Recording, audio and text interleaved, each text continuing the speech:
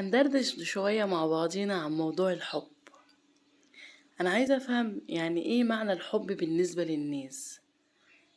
يعني إيه إن أنا بحب الشخص دوت أو بحب أهلي أو بحب أصحابي.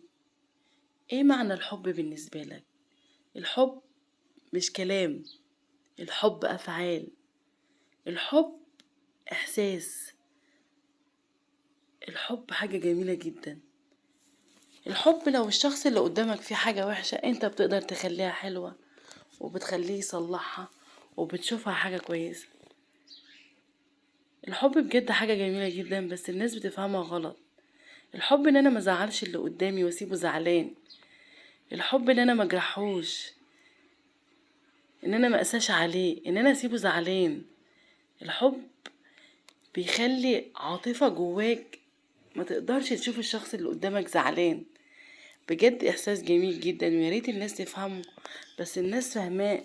انا بحب فلان بس باجي من وراه بتكلم عليه